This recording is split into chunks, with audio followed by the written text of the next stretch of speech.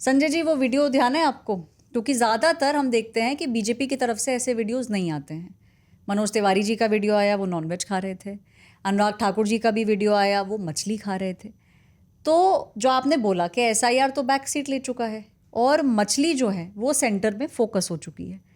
कुछ जगह आप बता रहे थे कि ऐसा भी होता है कि मछली को नॉनवेज फूड में उस कैटेगरी में नहीं डालते। हाँ, चूंकि मेरा जो ये शरीर है वो मिथिला की मिट्टी का बना हुआ है और मिथिला में चूंकि शाक्त परंपरा है और मिथिला और बंगाल ये दोनों का कल्चर बहुत कुछ मिलता है, खान पान से लेके भाषा, लिपि, सब कुछ मिलता है।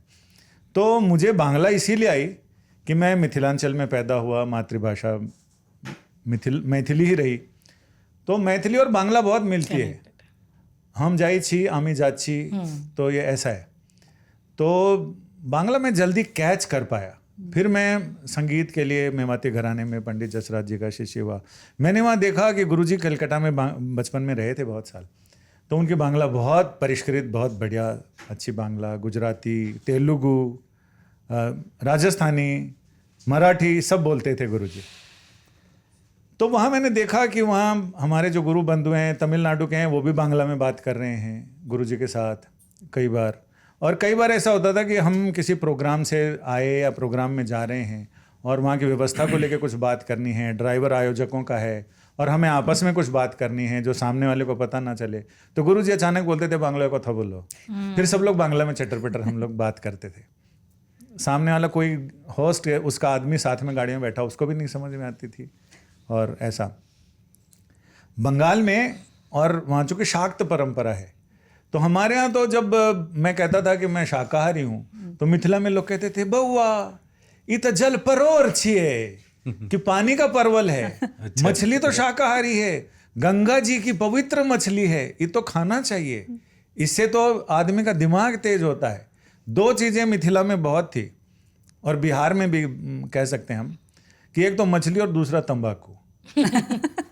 राजेंद्र बाबू भी अपनी आत्मकथा में लिखते हैं कि जब वो स्कूल में पढ़ते थे, मिडिल स्कूल, हाई स्कूल में, तो दीवार में से ऐसा चूना निकाल के और तंबाकू रगड़ के खाते थे। हाँ, और वहाँ पर कई तरह की चीज़ें हैं। तो जब हम तंबाकू हमारे यहाँ तो हाई स्कूल में 6ठी 7वीं से बच्चे खाना शुरू कर देते थे और उनको बोलो तो वो बोलते थे कि अरे तुम लोग पागल हो, बीबीसी है, बुद्धिवर्धक चूर्ण है। अच्छा, इससे दिमाग काम करता है। तो वो ये कहते थे कि भाई कुछ अपने सपोर्ट में वो कुछ कविताएं सुनाते थे। बोले छोट गाछ, पौधा छोटा, लंब पात, लंबे पत्ते होते हैं तंबाकू, ठोर में समात है, कुल के कपूत हैं जो खैनी नहीं खाते हैं। वो बोले कि बउआ यहीं पर मिलता है खैनी, वहां नहीं है स्वर्ग में। कृष्ण चले वैकुंठ को, राधा पकड़ी बाई, यहाँ तम्बाकू खाई लो वहां तम्बाकू नहीं। और मछली भी खूब खाते हैं। तो वो कहते थे कि जल परोर है तो ये खाना चाहिए, इससे जतरा बनता है। तो वो हमारे यहाँ मिथिला में जब आदमी घर से निकलता था दही माछ गंगा जल ऐसा याद करके निकलता है कि उससे उसकी यात्रा तय, शगुन बनता है। हम तो ये शगुन भी उत्तर प्रदेश में भी जब कोई निकलता है घर से तो दही मछली जय गंगा माई, हाँ, ये बोला जाता है। हाँ, ओके, तो इसीलिए तो इन्होंने चुनाव का शगुन बना लिया, मुझे लग रहा मछली की चर्चा करके। शुरू में लगा था कि पूरे चुनाव में एसआईआर का ही मुद्दा हावी होगा और उसी पे सब, आगे आप देखो कैसे कैसे चीजें बदलती गई और मुद्दे भटकते गए। तो ये चुनाव नतीजा तो ठीक है, नतीजा तो निर्णय का आएगा, लेकिन चुनाव प्रचार भटकाव का लगता है कभी कभी, कहीं से कहीं भटक रहा, कहीं से कहीं भटक रहा है। और अब जब इन्होंने अपनी मछली खाते हुए फोटो लगाई तो विपक्षी पार्टियों ने लिख दिया मंगलवार को मांस खा रहे हैं, हिंदुवादी पार्टी है। तो इस पे बड़ा तमाशा हुआ। जितेंद्र जी, बिल्कुल वेजिटेरियन तो आप भी हैं।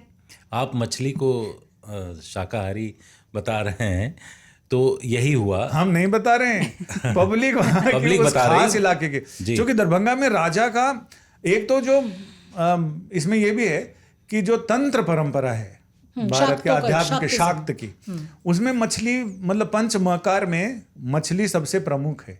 अच्छा, मांस, मदिरा, मीन और 5 मुद्राएं हैं, तो जिसमें मछली बहुत प्रमुख है। तो दरभंगा राज का चिन्ह ही मछली था, दोनों तरफ मछली, बीच में अष्ट त्रिकोण और उसके अंदर लिखा हुआ।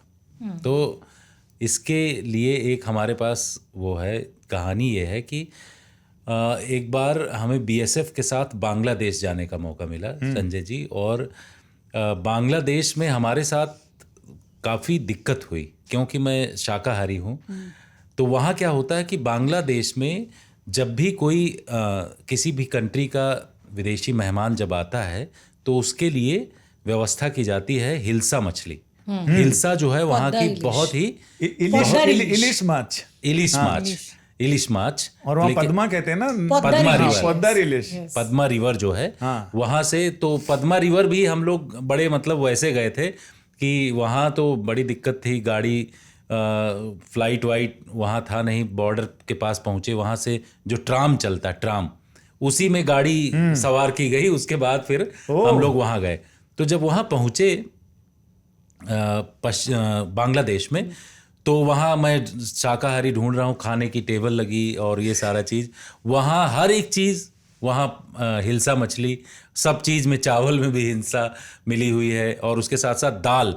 तो बीएसएफ वालों ने बड़ी कोशिश करके हम लोगों के लिए दाल बनवाई थी वहाँ पर, और वो चने या मटर की जो भी दाल थी वो बनवाई थी। तो वो दाल जब हमने खाया तो उसमें भी वैसे ही खुशबू, क्योंकि वो दाल में जो छौंक होगा ना वो मछली के तेल से छौंक होगा। तो वैसे ही सेम टू सेम खुशबू आ रही थी।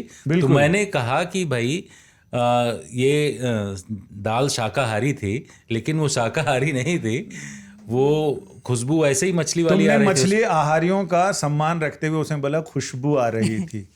बाकी लोग जो मछली पसंद नहीं करते वो खुशबू नहीं बोलेंगे, खुशबू नहीं। तो ये वाकया हुआ, लेकिन उसके बाद हर एक जगह जहाँ भी कॉन्फ्रेंस होती थी, और यही हम लोग ढूंढते थे कि भाई वेजिटेरियन के लिए मछली ना रह करके दाल आ जाए, तो वहाँ दाल भी जो है वो मछली वाली ही खुशबू वाली रहती थी बांग्लादेश में। इसलिए ये जो वहाँ की परंपरा है और ये पूरा तरीका है वो चलता रहता। पश्चिम बंगाल में उसका बहुत असर दिखाई पड़ता है। भाई बांग्लादेश या फिर आप इधर दक्षिण के जितने भी तटीय इलाकों में जाएंगे, वहाँ खाने की तो दूर, हवा में मछली की गंध रहती है। वो क्योंकि गुजरात भी आप चले जाओ वेरावल की तरफ, तो पूरी हवा में आप सांस लेंगे, हाँ, तो मछली की गंध आती है। इलाके में जाओगे तो मछली वाले इलाकों में। हाँ, तो इस बार चुनाव में पूरे कलकत्ता, पश्चिम बंगाल के चुनाव में सीधा आखिरी चरण में तो मछली की गंध आई भाई। बंगालियों ने बीजेपी को मछली खिला दी। Reporters of